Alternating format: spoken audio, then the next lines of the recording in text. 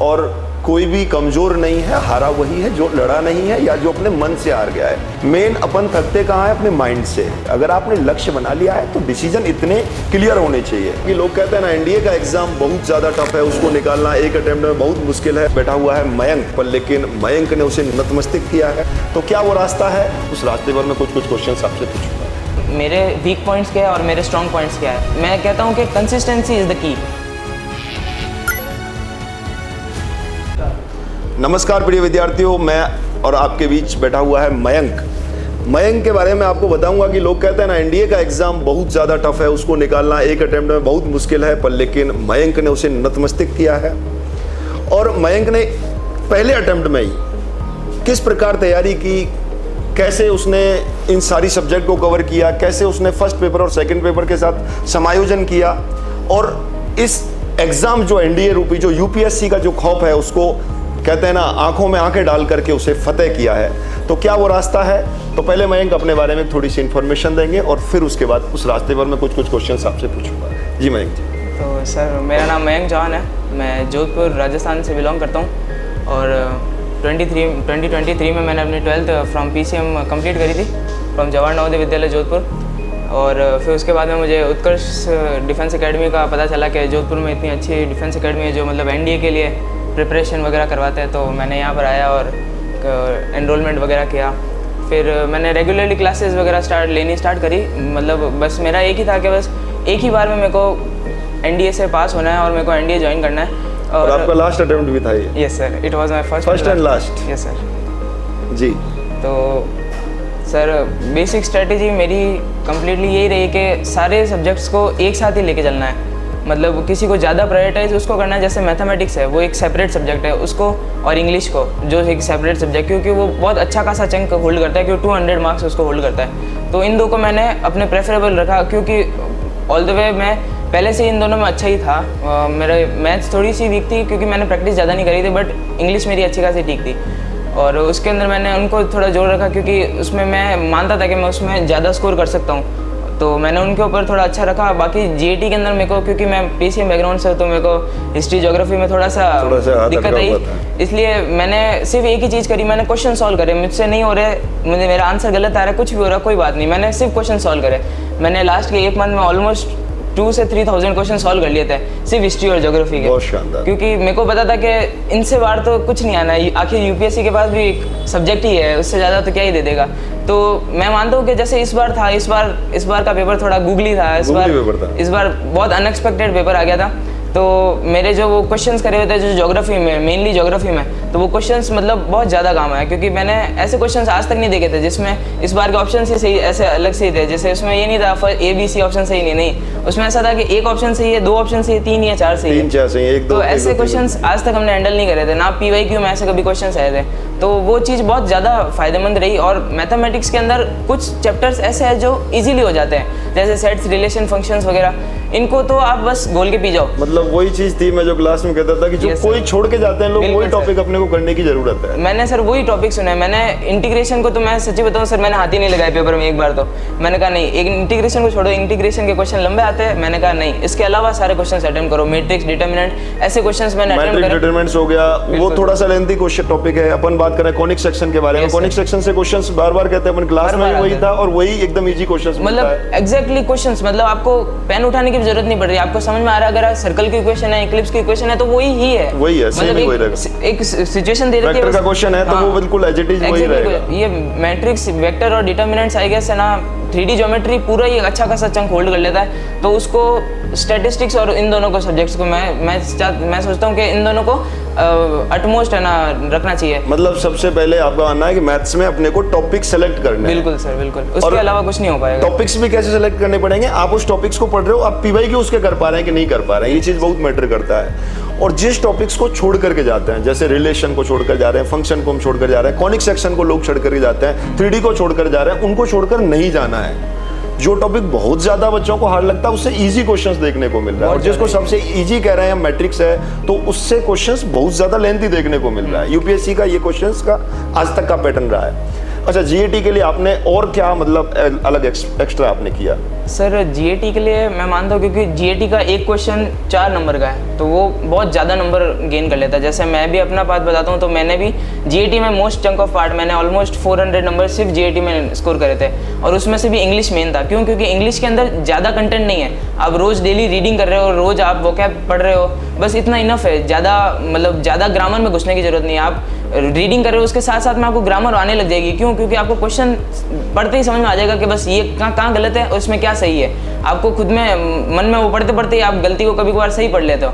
तो मैं चाहता हूँ कि मतलब जो भी बच्चा, अगर कोई भी एस्पिरेंट तैयारी कर रहा है, तो उसका अटमोस्ट प्रायोरिटी होनी चाहिए, आप इंग्लिश पढ़ो। आपसे नहीं हो रही कोई बात नहीं, पढ़ो। आप जितना ज़्यादा पढ़ोगे उतना ज़्यादा आपको कंटेंट मिलेगा।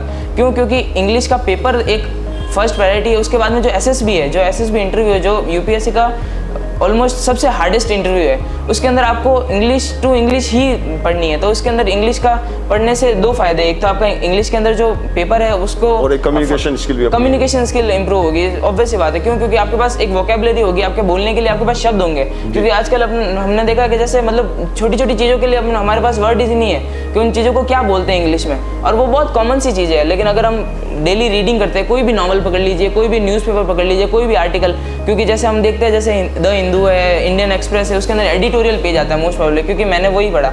एडिटोरियल पेज के अंदर 4 से 5 आर्टिकल रोज आते हैं, और वो अच्छी इंग्लिश के आते हैं। आपको वर्ड समझ में नहीं आते, हर किसी को भी नहीं आते, मुझे भी नहीं आते थे।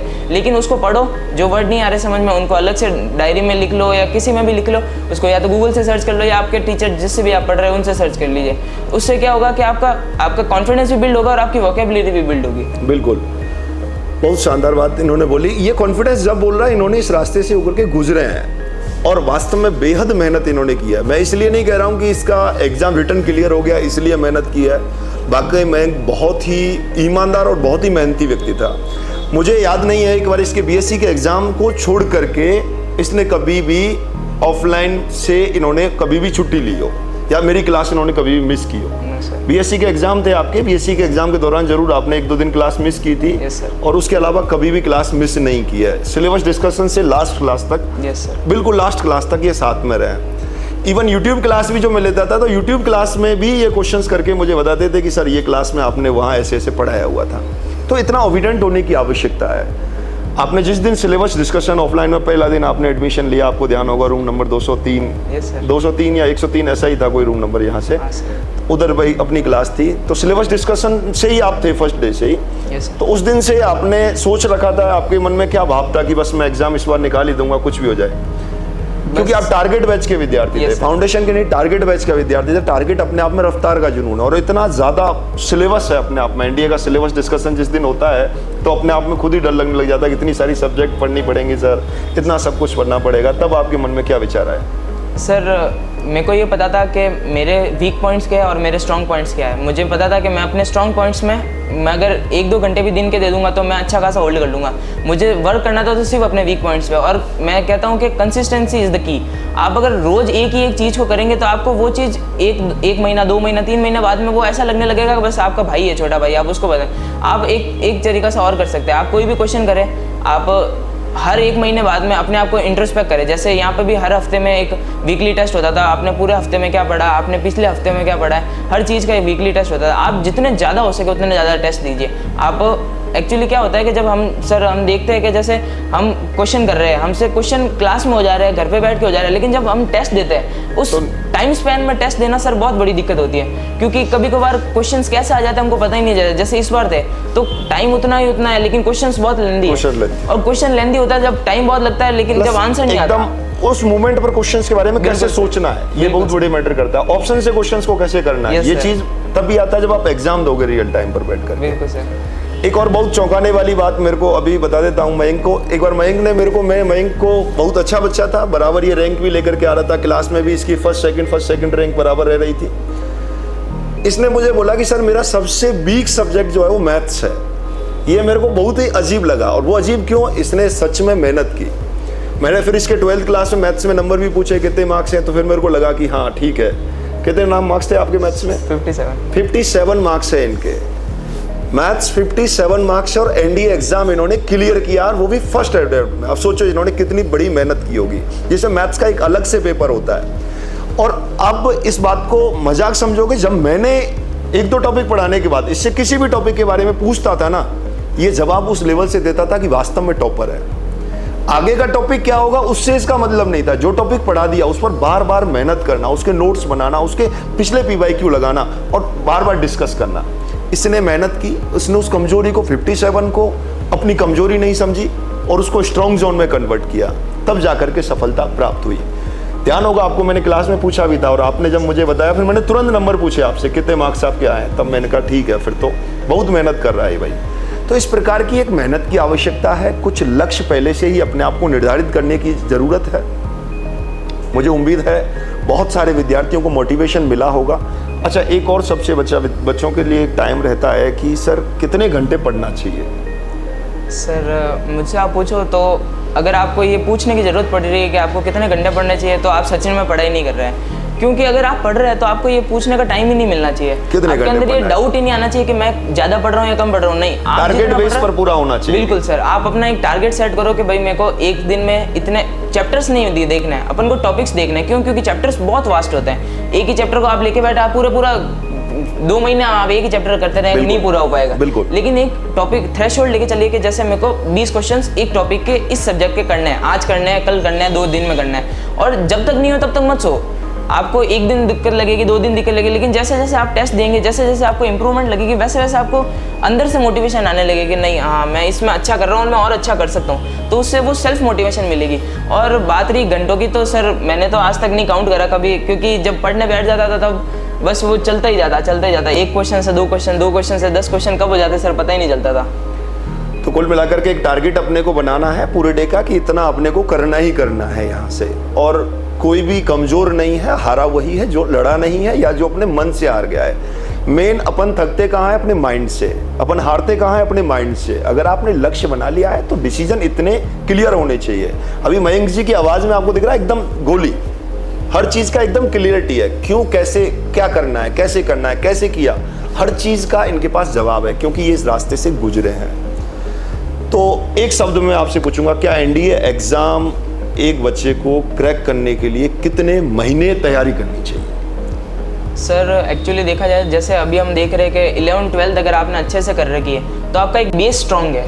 आपका बेस स्ट्रॉन्ग है, आपने फटाफट स्पीड के साथ 3 से 4 महीने में 3 से 4 महीने इज मोर देन इनफ के आप अच्छे से तैयारी कर सकते हैं। क्यों? क्योंकि आपने इंग्लिश पढ़ रखी है अच्छी, अगर आपने अच्छे से पढ़ रखा हो, आपने मैथ्स पढ़ रखी है, आपने साइंसेस पढ़ रखी है। साइंस ऑलमोस्ट 10th लेवल की आती है, ज़्यादा उससे ज़्यादा नहीं होती। एक बायोलॉजी है और एक सोशल स्टडीज़ है, ये 2 सब्जेक्ट्स है जो कि आप 3 महीने में, ऑब्वियस सी बात है, आप अच्छे से अगर पढ़ना चाहे आप तो कर सकते हैं। और उसके साथ में ऐसा नहीं है कि सिर्फ मैथ को भूल जाए और इंग्लिश को भूल जाए, नहीं, मैथ को हर हफ्ते या हर 2 दिन में एक बार करते रहे, टेस्ट देते रहे, पेपर करते रहे, क्वेश्चन प्रीवियस ईयर क्वेश्चन करते रहे। आप जितना ज़्यादा प्रीवियस ईयर क्वेश्चन करेंगे उससे आपको अपने अंदर ये कॉन्फिडेंस लगेगा कि हाँ मैं कर पा रहा हूँ, इससे अच्छा मैं और ज़्यादा अच्छा कर सकता हूँ। इस बार अगर मैंने 10 में से 5 क्वेश्चन करे तो मैं अगली बार 9 करने की कोशिश करूंगा।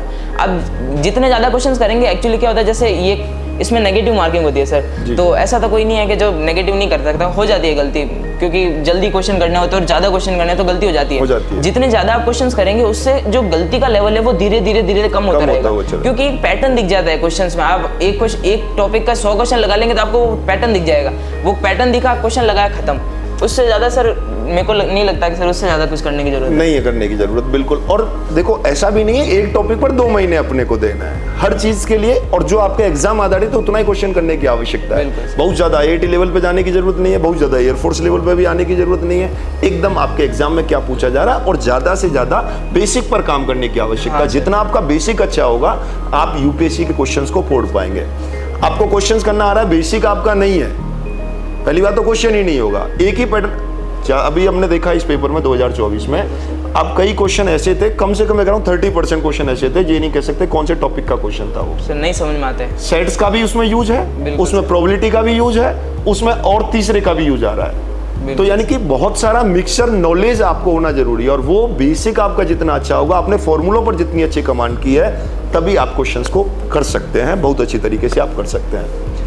तो बहुत अच्छा लगा आपसे, एकदम आपने विद्यार्थियों का भी बहुत से लोगों को एक मोटिवेशन मिला होगा किस प्रकार 57 नंबर ला करके मैथ्स में भी, और मैथ्स के एग्जाम को इन्होंने धाड़ा है, बहुत अच्छी तरीके से एनडीए एग्जाम को क्रैक किया, और वो भी फर्स्ट अटेम्प्ट में ही, और इनका लास्ट चांस था, क्योंकि इनके पास चांस ही नहीं था इसके अलावा कि मुझे कुछ करना है। बिल्कुल सर। तो इनका लास्ट चांस था, इन्होंने इस बार फतेह किया और उम्मीद करता हूँ, आशा करता हूँ, भगवान से प्रार्थना करता हूँ आप सब भी दुआएं दें कि इस बार ये एसएसबी क्रैक करके आए और अगला इंटरव्यू इनके साथ लेफ्टिनेंट के पद पर सीधा ही हो।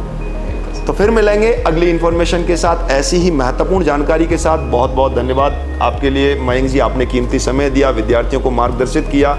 ऐसी ही कहानियाँ जब बन जाती हैं, जब हम मेहनत करते हैं, कड़ी मेहनत करते हैं, वो एक कहानियाँ लगती हैं, वो एक मोटिवेशन लगता है। और ये आपके बीच हमारे ऑफलाइन के विद्यार्थी हैं मयंक जी।